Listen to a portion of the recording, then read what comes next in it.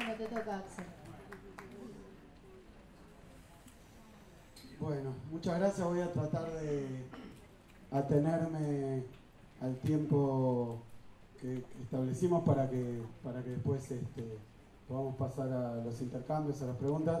Además porque tengo miedo de que se transforme esto en una especie de suicidio en masa. Así que vamos a tratar de respetar los tiempos. Primero respondiendo la pregunta acá de la coordinación sobre el tema de la globalización, sobre qué significa la globalización, y con la idea de plantear y conectar con estos temas que se plantearon y ampliarlo a un público más general, que tal vez no está habituado o no ha discutido estas cuestiones. Yo diría que la globalización es un aspecto intrínseco o propio del capitalismo, ¿no? El capitalismo, al crear el mercado mundial, convirtió a todos los países antes aislados, aunque paulatinamente y con incorporaciones tardías como la nuestra, o más o menos tardías, pero los incorporó a un solo sistema mundial, a través del intercambio. O sea que la existencia de un mercado mundial es en realidad lo que yo entiendo por globalización, ¿no?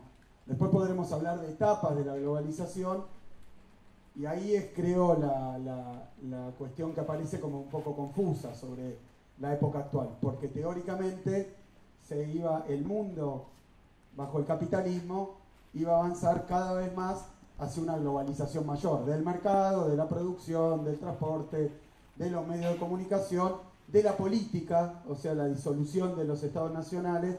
Y lo que uno observa cuando ve la historia del capitalismo es que en realidad ese proceso de globalización tiene diferentes velocidades e incluso momentos de avance y momentos de retroceso. Si entendemos como estadio final de la globalización, pongámosle un solo país, un solo mercado, un solo DNI para todo el mundo, creo que lo que observamos en la historia del capitalismo es que no es tan sencillo ni tan lineal.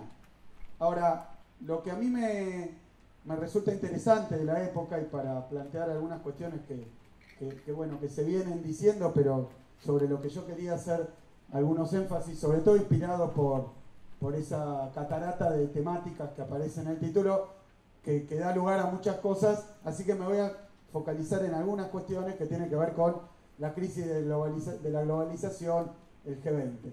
Si es verdad lo que yo digo, la crisis de la globalización la podríamos llamar la crisis, ¿no? Porque la globalización es el paisaje general que viene viviendo el mundo hace 200 y pico de años.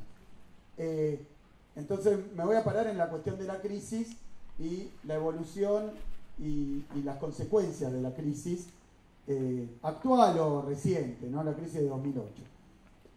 Entonces ahí me interesa sacar algunas conclusiones, no solo de caracterización o análisis, sino algunas conclusiones, si podemos, de acción política, ¿no? De qué hacer. Sí podemos. Y vamos a tratar sí, tenemos que poder, ¿no? Entonces vamos a ponerle ganas. La primera cuestión es que la crisis esta de 2008, la crisis de Lehman Brothers, la crisis de las hipotecas, de la subprime, esa crisis que se inicia en Estados Unidos con un crack financiero bancario y que inicialmente parecía una crisis solo norteamericana y solo financiera, o hubo muchos analistas al principio de la crisis que intentaron decir que esa crisis no iba a contagiarse a ningún lado, que era un problema prácticamente técnico y que se iba a solucionar rápidamente. Bueno, ese relato sobre lo que pasó en 2008 creo que ha sido uno de los tantos claros fracasos de estos discursos enlatados y con intenciones de tapar algunos hechos y de sacar algunas conclusiones eminentemente falsas, ¿no? Me parece que esa crisis de 2008 no solo no fue financiera y norteamericana exclusivamente, se convirtió rápidamente en una crisis norteamericana pero no financiera. Estados Unidos, recuerden que en poco tiempo duplicó su tasa de desempleo, pasó de 5% a 9 y pico por ciento. Esto la puso a la crisis de 2008-2009 a nivel de una de las crisis más grandes de la historia del capitalismo y generó muchísimas comparaciones con la crisis del 30, pero indudablemente por su magnitud fue una crisis violenta, muy fuerte, pero además no solo no fue financiera, sino real. Cuando estos decían era una crisis del sistema financiero, bueno, no, la gente empezó a perder los empleos, perder las casas, bueno, pero además no únicamente no solo ese aspecto estaba mal, sino que además claramente no fue una crisis solo norteamericana, porque rápidamente se empezó a expandir por todo el planeta, llegando a primero Europa, esto sería en el año 2010 más o menos, 2010-2011, donde golpea muy fuerte Europa y particularmente a las economías débiles de Europa, que llegaron a tasa de desempleo. Europa en su conjunto, para que tengan una idea de la magnitud de esa crisis, pasó también de una tasa de desempleo de la Unión Europea del 5% a cerca del 10%. Pero el problema no fue ese en Europa, sino la heterogeneidad del impacto de la crisis, donde algunos países, los más débiles de Europa, los llamados cerdos, ¿no? PIGS, Portugal, Italia e Irlanda, a veces dicen, Grecia y España, llegaron a tasas de desempleo de aproximadamente 20%. Algunas como Grecia más altas, 25%. Eso pasa hace ya casi 10 años. Lo que les quiero decir es que en Grecia la última tasa de desempleo andaba por, si no me equivoco, 21 todavía, y en España bajó un montón, o sea, está en 17%. Tasas el doble de la tasa argentina. Quiero decir que mi opinión es esa crisis no pasó. Estamos en una crisis que ha tenido una evolución, que ha tenido un recorrido, que ha tenido una transmisión y que después de tocar Europa pasó a una región sobre la que también se hizo mucha propaganda. Decían que había un desenganche, un desacople de los países emergentes. De que esa crisis era una crisis primero norteamericana, bueno, no, y financiera, sino que es real, pero de las economías desarrolladas, Europa y Estados Unidos. En el año fines de 2013, 2014, y ya finales de 2014 muy fuerte, la crisis se traslada con violencia a el mundo de las economías periféricas, subdesarrolladas, emergentes, pegando a través de la caída del precio de las materias primas, de las commodities, y además acompañada por una crisis financiera que empieza a pegar también en el acceso a los fondos, al financiamiento de las economías periféricas. A fines de 2014 se produce una caída del petróleo, ¿no? Que estaba por $100, ahora está a 60, pero cayó a 40 y estuvo muy abajo, más abajo. O sea que las economías periféricas que habían zafado, por decirlo así, de la crisis de 2008, les pega fuertísimo en el entorno de los últimos años. El precio de la soja, del hierro, el precio del mineral de hierro, el precio del cobre, todo cae en diferente proporción, pero no menos de un 35-40%. Es decir que a los países de la periferia, y bueno, les llegan las 7 plagas de Egipto, todas juntas. Porque se pierde el financiamiento, se van los capitales, se encarece, sube la tasa de interés. Hay corridas que generan devaluaciones muy fuertes. En Rusia, por ejemplo, el 80% de la moneda empieza a pegar en toda la región. Me acuerdo bien porque yo en ese momento estaba tranquilo en mi casa siendo ministro de Economía de uno de esos países. Y sí, claro, no estaba muy tranquilo ni muy en mi casa, pero pegó muy fuerte la crisis en los países periféricos.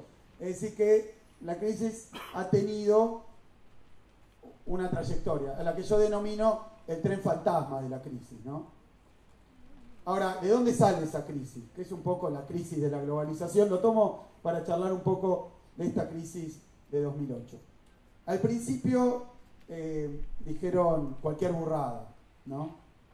La crisis era una falla del mercado financiero.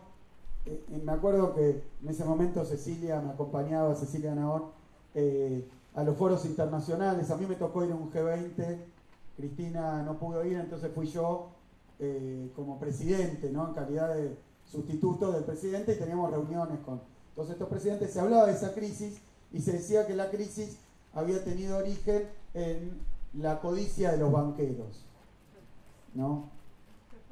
Entonces yo me preguntaba qué mundo extraño que podía pensar que un banquero podía ser otra cosa que codicioso, ¿no? Eso no debería producir. Si es culpa de la codicia de los banqueros, el mundo estaría jodido desde su origen. O sea que la codicia de los banqueros no podía ser. Más vale un banquero no codicioso, benevolente, solidario, ¿no? No sería banquero o no tendría ese lugar. Conclusión, no podía ser un problema humano, porque esta es la idea de cuando hay un accidente aéreo, que la posición de la compañía fue un accidente humano, porque un error humano, porque entonces no hay que explicar que falla ni en los sistemas, ni en los aviones, ni en el sistema de navegación, ni nada. Se atribuye a un error. Esto no era un error humano, sino que después empezó a quedar claro que había dos problemas muy graves. Dos problemas muy graves en ese momento, y estructurales. Uno era, claramente, la arquitectura financiera internacional. Hubo un acuerdo en esto, discutíamos en donde fuéramos, ¿no? Y el tema de los buitres entró dentro de ese lío en las Naciones Unidas porque había fallas en el diseño financiero internacional, que nadie en realidad podía explicar bien quién o cómo o dónde se tenía que reunir para cambiar esa arquitectura financiera internacional, ¿no? ¿Quién la regulaba? Pero había problemas de regulación, por ejemplo.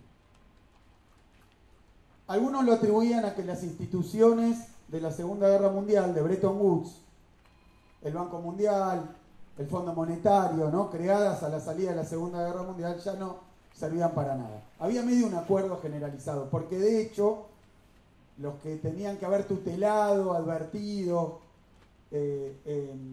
incluso impedido esa crisis, no solo no lo habían hecho, sino que ni se la habían visto venir. Y parecían más bien haber colaborado al colapso que haberlo evitado. Entonces, había muchas cosas dando vueltas, pero, paso al primer punto, había un problema en el mundo financiero, estaba mal regulado.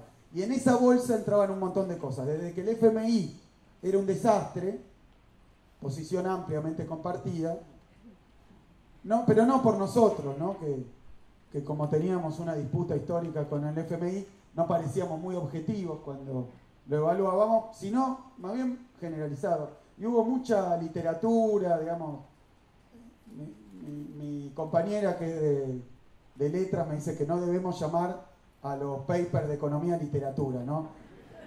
Y coincido, así que hubo muchos tipos que escribieron cosas desde universidades extranjeras diciendo que estaba todo eso mal y había que rediseñar la arquitectura financiera internacional para evitar una crisis como la de desde 2008, que empezó con esos derivados financieros, ¿se acuerdan?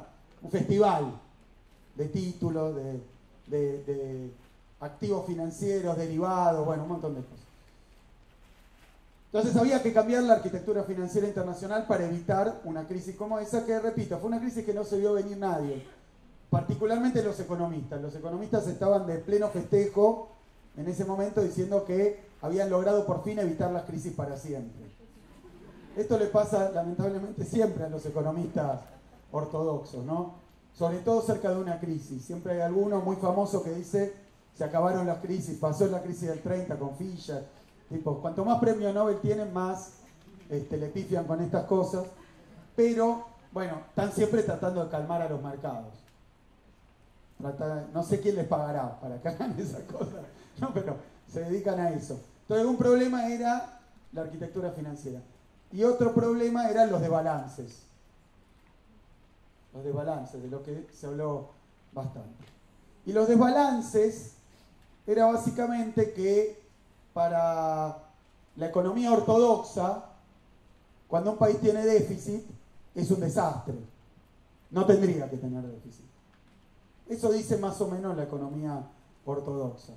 Y no tendría que tener los dos tipos de déficit habituales que se le miden a un país, que no tendría que tener ni déficit fiscal, o sea, gastar más de lo que recauda, ni déficit externo, ¿sí? De balanza de pagos ponían ahí, o bueno, de cuenta corriente, o de balanza comercial, de lo que no tendría que tener déficit. Porque entonces está de alguna manera el Estado y el país viviendo a prestado, consumiendo más de lo que vende y esas cosas.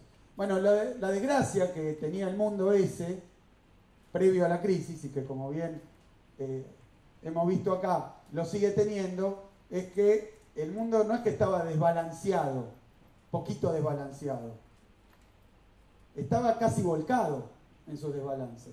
Y no era que Argentina podía tener déficit fiscal o qué sé yo, los países de más déficit fiscal y externo eran los países ejemplares del mundo, ¿no?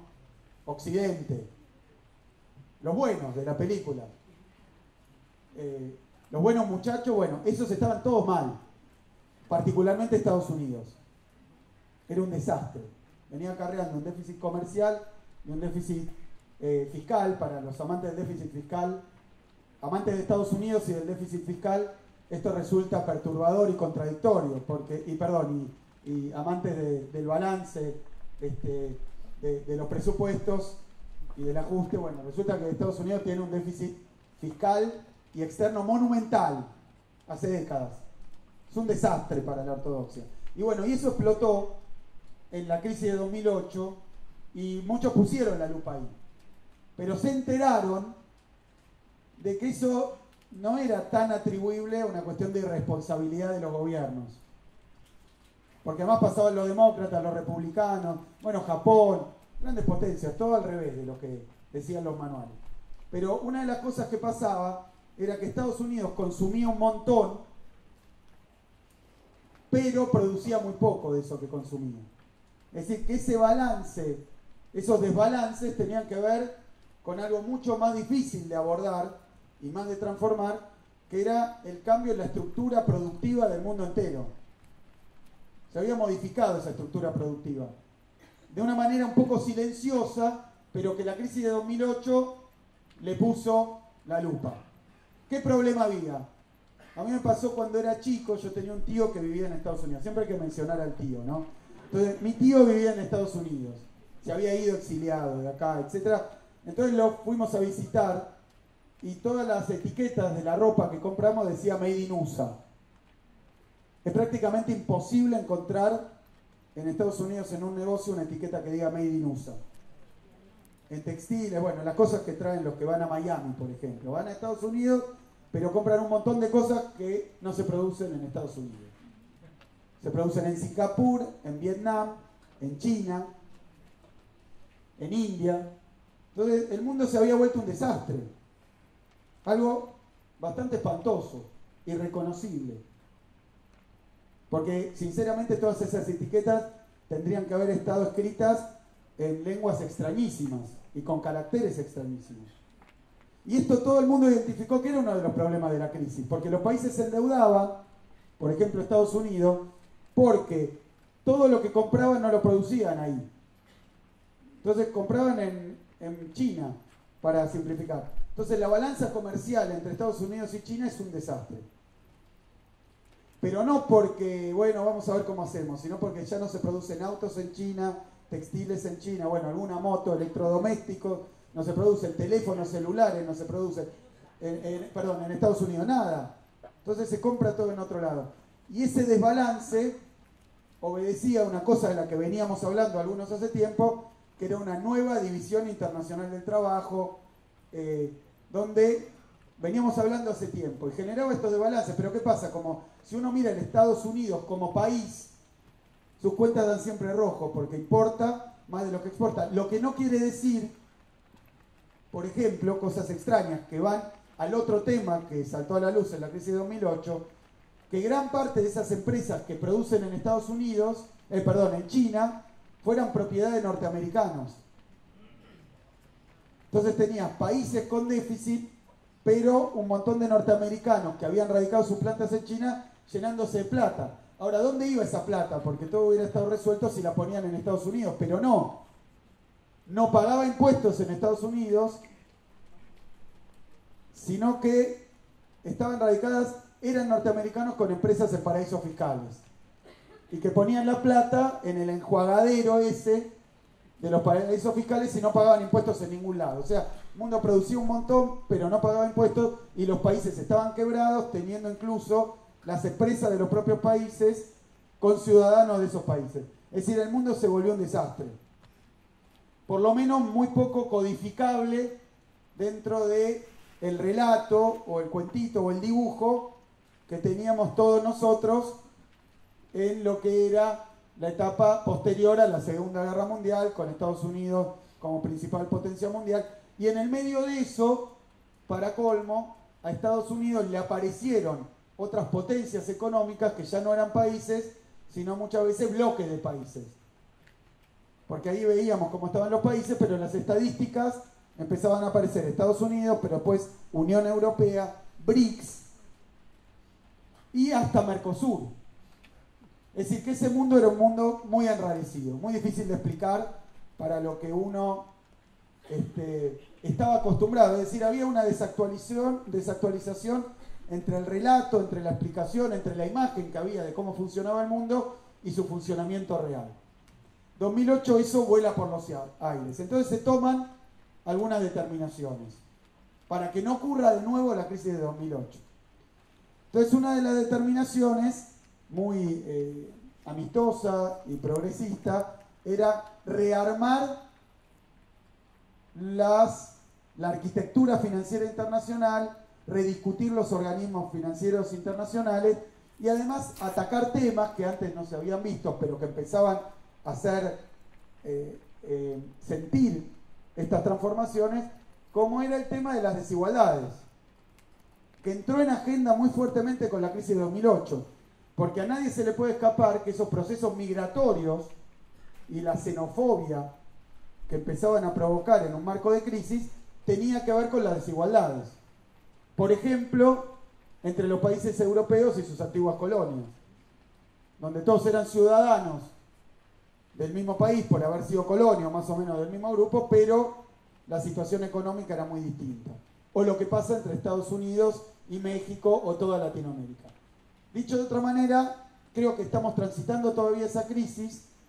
Creo que esa crisis puso en cuestión la explicación de cómo funciona el mundo, qué es el mundo, y volvió a gran parte de los expertos un poco más conscientes de que todo esto está mal.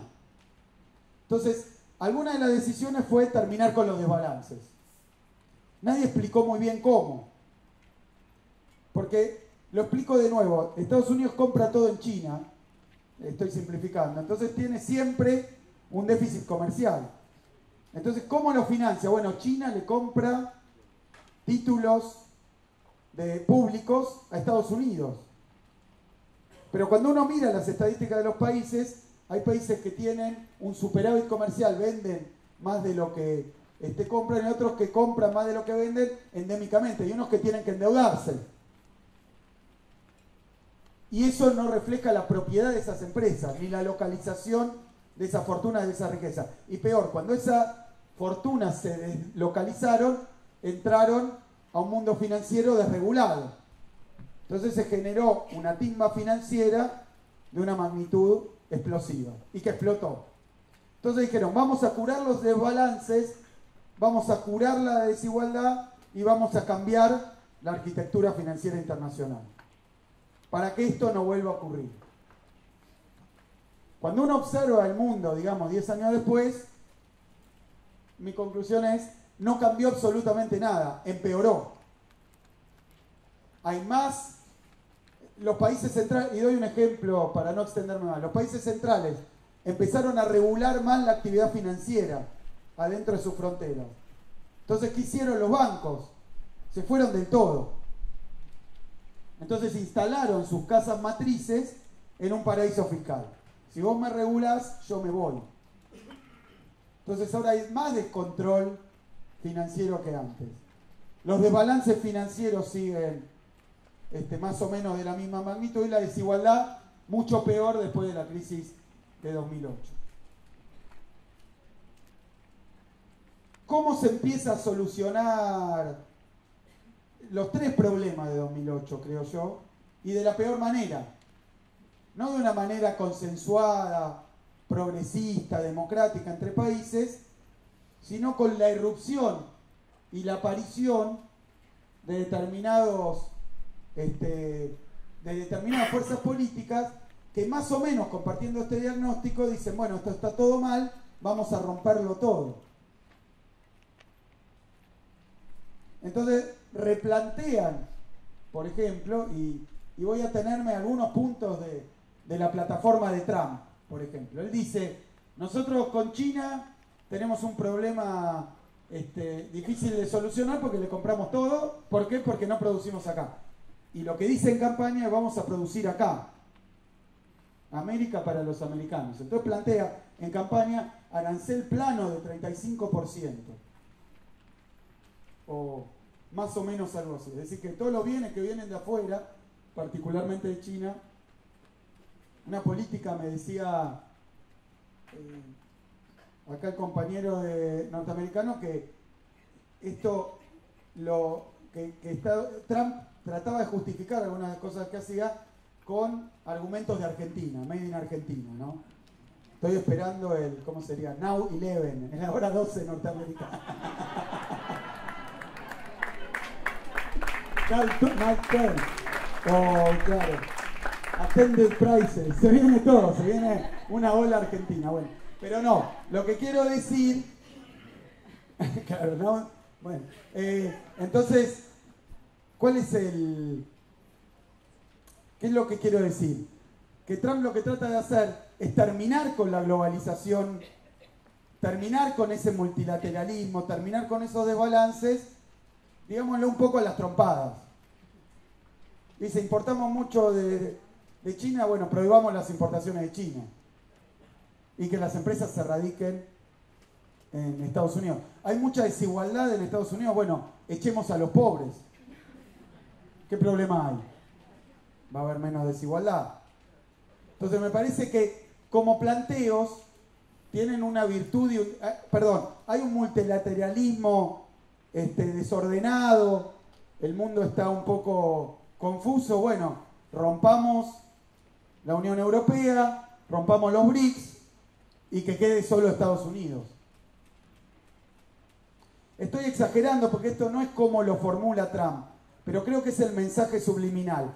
Ante la inconformidad, ante la incomodidad, ante el despiste, ¿no? También, y la incomprensión de hacia dónde va ese mundo que tiene un problema grave como consecuencia de la globalización, y la respuesta liberal a la globalización es más de regulación, no sirve. La respuesta progresista es muy difícil. Bueno, aparece esta otra respuesta, que hoy todavía no está definida, pero que atiende esos problemas. Es un discurso para esos problemas. Para mí, bastante bestial. Bastante bestial, no me estoy refiriendo a Trump. Está diciendo, bueno, importamos mucho de un país, cerremos toda la exportación. Pero claro, y además bastante asimétrico, porque los planteos de Estados Unidos es, cerramos la importación hacia Estados Unidos, pero a nadie se le ocurra poner límites a lo que Estados Unidos exporta. Entonces pareciera la restauración no de algo nuevo, sino de algo antiguo, de una cosa más imperial, unipolar, y otro tanto para los organismos multilaterales de crédito, hasta para las Naciones Unidas. Trump, ahora lo vamos a ver en el G20. Yo tengo la sospecha de que Trump va a dirigirse a este G20 puramente con desplantes, ninguneándolo. No sé si se va a ir a la asunción de López Obrador y simplemente se va a ir de la cumbre, pero esto ha hecho con toda organización multilateral que pretende estar por encima de Estados Unidos. y con esto termino porque ya me excedí bastante, pero lo que quiero decir es que a nosotros, ¿qué nos toca a nosotros en este mundo? Y bueno, creo que está bastante confuso, y cierto. No es fácil ver, porque aún si a Trump le sale bien y hace un muro de 2 kilómetros de alto, cierra los aeropuertos y no entra ningún extranjero más en Estados Unidos a trabajar, no sé si eso va a ser bueno para los americanos, que no sé si se van a dedicar a hacer los trabajos poco calificados que hoy hacen esos inmigrantes ilegales, y no sé a qué trabajo, a qué sueldo lo van a hacer. O sea que si la imagen de lo que quiere hacer Trump prospera y se hace, no sé cuál va a ser el resultado general, y menos todavía sé cuál va a ser el resultado para los norteamericanos. Si pone efectivamente aranceles del 35% a todos los productos de importación, no va a pasar que a los 10 días todo eso se va a producir en Estados Unidos, sino que lo que va a pasar es que van a subir 35% los precios de varios productos y probablemente el salario no. Entonces el propio Trump le planteaba a México que lo que tiene que hacer es subir su salario a $14, poner salarios norteamericanos en México. Es la respuesta de Trump. Cuando en realidad un poco lo que estaba pasando era ver si se podían poner salarios mexicanos en Estados Unidos. Obviamente ninguna de las dos respuestas parece muy factible. Es decir que yo creo que los resultados de la globalización están a la vista. No solo son desastrosos desde el punto de vista estructural, social, sino que además, en sus propios términos, son muy riesgosos, porque no asegura un mundo tranquilo, ni siquiera para la rentabilidad de las grandes financieras, de las transnacionales. Entonces, ante esto, bueno, se están planteando diferentes alternativas de una manera muy desprolija, así como lo estamos viendo. ¿Qué queda para nosotros? Yo creo que algunos aspectos positivos y otros negativos, por eso me burlaba un poco de esta idea de exportar algunas ideas, porque nosotros hicimos intentos de mejorar la distribución del ingreso, de reindustrializar el país, apelando a medidas que estaban muy a contramano del recetario neoliberal. Y fuimos muy atacados. Menciono control de capitales, administración del comercio exterior, regulación de la tasa de interés, fomento del Estado directo a algunas industrias, regulación salarial. Bueno, todas cuestiones, regulación de precios, administración. Yo creo que ahora está todo muy incierto, pero algunas políticas que nosotros aplicamos y que parecían fuera de época, me parece que ahora sonarían tibias ante lo que está haciendo, por ejemplo, la primer potencia mundial. A esto quiero decir algo que se me ocurrió el otro día, porque Trump está diciendo América para los americanos, ¿no? Primero América, América para los americanos. Y nosotros estamos viendo un mundo así y tenemos un gobierno que ahora sí está claramente a contramano de la historia, de la situación. Aunque el otro día se me ocurrió decir que Trump está diciendo América para los americanos, y yo iba a decir, bueno, y Macri está haciendo lo contrario. Después me di cuenta que está haciendo lo mismo. Argentina para los americanos. Tiene solamente un problemita geográfico, pero por lo demás, me parece, hablando en serio, que hoy está en este mundo incierto, lo que a todo el mundo le queda claro es que los gobiernos tienen que tomar un papel muy activo en la defensa de la industria, en la defensa del trabajo, que tiene que pensar la integración con otros países en su favor, porque esto es lo que está haciendo de alguna manera Trump. Trump no está diciendo yo estoy en contra de tratados con otros países, sí perjudican a Estados Unidos. Y esto de Estados Unidos primero, obviamente no simpatizo con la gran mayoría de la política de Trump, pero me parece que expresan un cambio de época y una necesidad de que los gobiernos neoliberales que estaban planteados en esto del mercado primero, ¿no? Las finanzas primero, bueno, esto que es un discurso, por eso lo de Macri nos suena fuera de época, ahora está cambiando. Y lo que está pidiendo las sociedades a los gobiernos es que tomen el liderazgo en la decisión de qué alianzas regionales le conviene, qué acuerdos le conviene y cómo el gobierno puede tomar un papel más activo, al contrario del discurso neoliberal de un gobierno ausente, un gobierno más activo en defender los intereses, aunque sea y para empezar, de los ciudadanos de cada uno de los países. Y esto obviamente que puede tener miradas de derecha y de izquierda, obviamente que puede llevar a distintas soluciones, pero me parece que implica un clima de época. Y ese clima de época es el fracaso absoluto de la retórica, del relato, de la idea, del cuentito neoliberal, del cuentito de la globalización buena sin intervención de nadie. Y me parece que en ese sentido, el fracaso de ese cuentito, que es el cuentito anacrónico, fuera de tiempo y además absolutamente fracasado, que adopta Macri, ese fracaso, con todo lo complejo que está el mundo, abre importantes oportunidades políticas y nuevas disputas. Es decir, lo que hay que hacer es poner al Estado a la cabeza de las necesidades del pueblo, que es un discurso que en Argentina no nos trae Trump, sino otro líder que se llama Perón. Muchas gracias.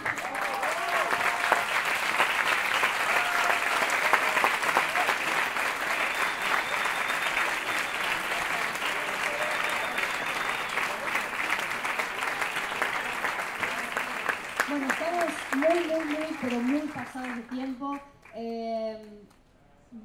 Quería hacerle una pregunta a Axel política, pero me parece que voy a optar por el lado de no lo voy a traicionar para no avisar, no preguntarle cosas que no estaban avisadas por las dudas. Hay un libro que hace poco leí que me parece interesante y apelo a tu tradición académica, Axel.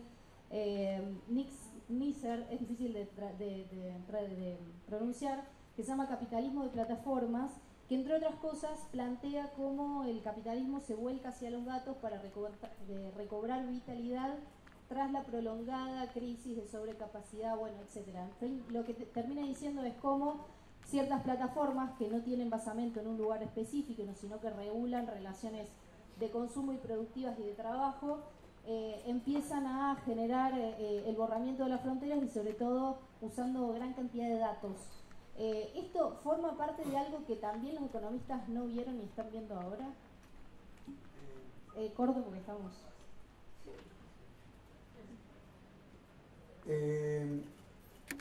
La verdad que se ha precipitado, se ha acelerado y probablemente esté en una nueva fase la cuestión de manejo de información digital y de conectividad. Yo creo que igual lo que a cada minuto va surgiendo como el problema central de esta etapa y lo que hay que resolver pasa por otro lado. Y me parece, a veces me pregunto si esas ideas no, siendo ciertas, porque todo eso es real, y porque andamos todos con estos aparatitos y con los mismos programas y el acceso a la información, pero creo que el problema central sigue siendo el trabajo humano. Y un trabajo humano que además no es que está más cerca de poder moverse de manera fluida o relocalizarse, sino que cada vez hay más intentos por impedir la libre circulación del trabajo, ¿no? Facilita la circulación del capital, de las finanzas, de las empresas, de los bienes, pero limita cada vez más la circulación de la gente. Entonces yo sigo pensando que la clave está ahí, pero evidentemente la industria tecnológica o el impacto tecnológico sobre las viejas industrias y sobre las industrias tradicionales es algo que no se puede desatender.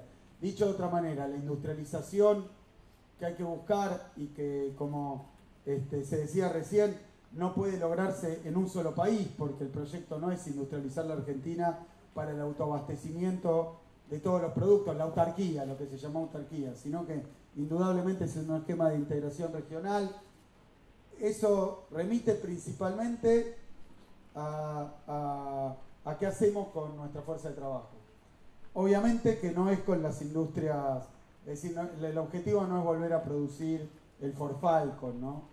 Me parece que estamos en otro momento, pero que el hecho de que el mundo digital se haya expandido tanto y que el manejo de datos o que la digitalización de la información y la circulación de la información sea distinto, para mí no nos debe llevar a pensar, porque ya se decretó hace mucho eso del fin del trabajo y no pasó. Y creo que estamos de nuevo en una situación donde con todo ese discurso podemos perder de vista qué hacemos con la gente y de qué labura la gente. Entonces, la verdad que mi preocupación hoy sería más bien cómo localizamos industrias de alto contenido tecnológico, pero vinculadas con los trabajadores reales, no virtuales.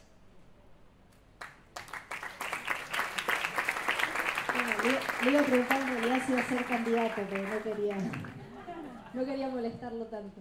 Bueno, les agradecemos mucho, perdón, estamos súper excedidos, también tenía una pregunta, pero te la voy a hacer después porque me interesa. Muchas gracias por haber estado en esta mesa.